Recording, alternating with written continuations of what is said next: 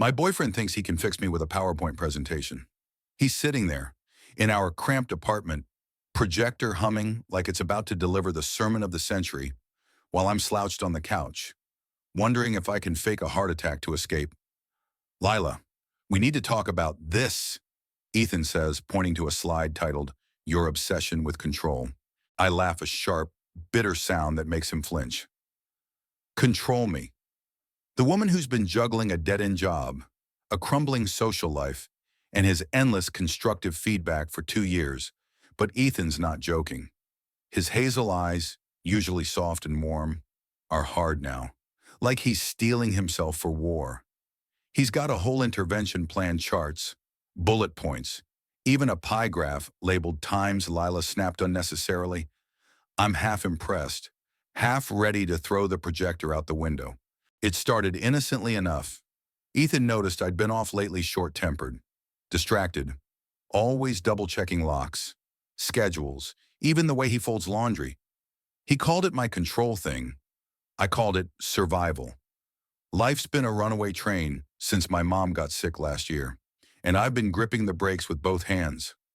Work's a nightmare. My boss piles on deadlines like they're personal vendettas.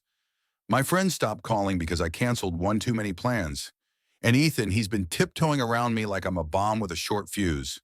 Apparently, I'm the problem, and tonight's his grand plan to fix it.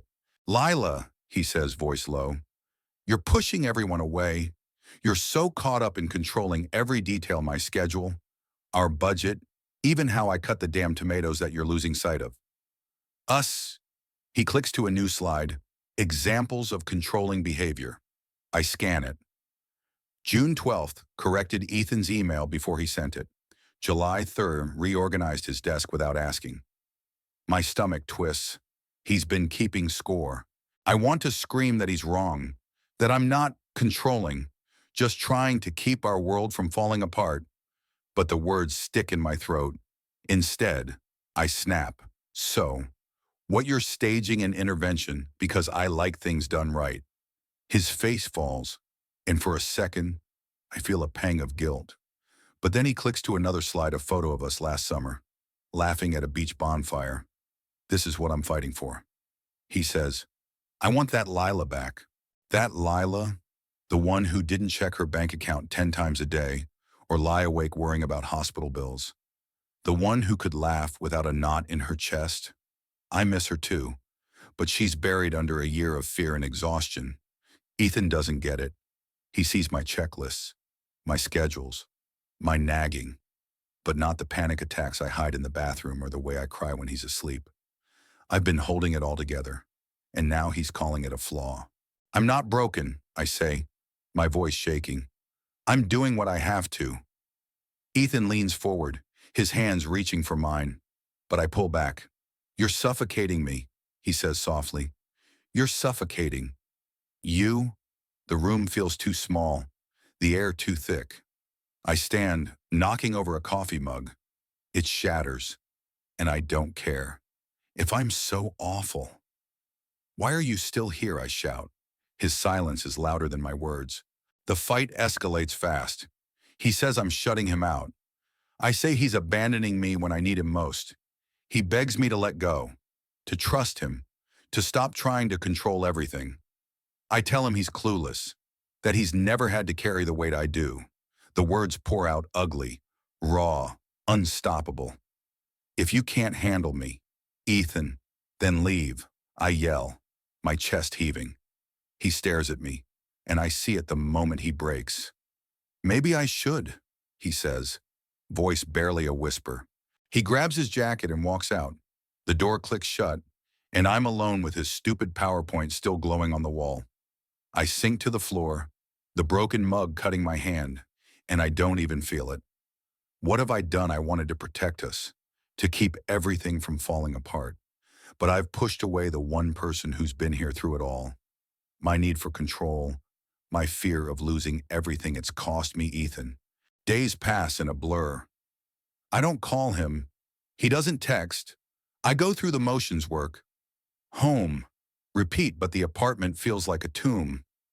My mom's still in the hospital, and I visit her, forcing smiles while she talks about getting better. I don't tell her about Ethan. I can't. She'd blame herself. And I'm already drowning in guilt. I keep replaying that night. His words, my anger. Was I controlling or was I just scared? The line feels blurry now. One night, I find his old hoodie on the couch. It smells like him cedar and coffee. I clutch it and cry. Really cry. For the first time since he left. I realize I wasn't just controlling our life. I was trying to control my fear.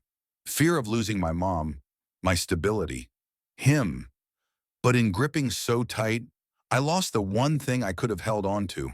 I start small. I stop checking the locks 3 times before bed. I let a coworker handle a project without micromanaging. It's terrifying, like stepping off a cliff. But I do it. I write Ethan a letter not to send, just to get it out. I tell him I'm sorry, that I was scared, that I didn't know how to let go. I tell him I loved him, maybe too much. Writing it feels like unclenching a fist I've held tight for years.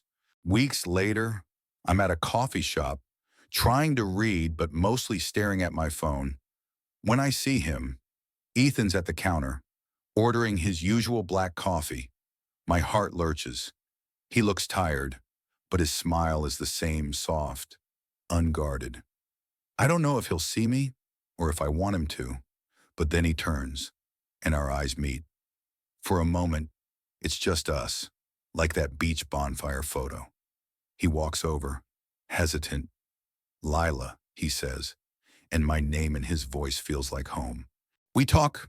It's awkward at first, stilted apologies and nervous laughs. I tell him about the letter, the changes I'm trying to make. He listens, really listens, and I see the Ethan I fell in love with, not the one keeping score, but the one who believed in me. He admits he was wrong too, pushing me instead of understanding. I didn't want to lose you, he says, but I didn't know how to help. We don't fix everything that day. There's no grand reunion, no movie-style kiss, but we agree to try slowly. Honestly, I learned to loosen my grip, to trust that not everything will break if I let go. Ethan learns to see my fear, not just my actions. It's messy, imperfect, but it's a start. Life doesn't stop throwing curveballs. My mom's still sick, work's still brutal, but I'm not alone anymore. I'm learning that control isn't strength, it's a cage. And love, it's not about fixing someone. It's about standing beside them, even when they're falling apart. So, what do you think? Was I wrong to hold on so tight, or was Ethan wrong to push me away? Share your thoughts, I want to hear them. And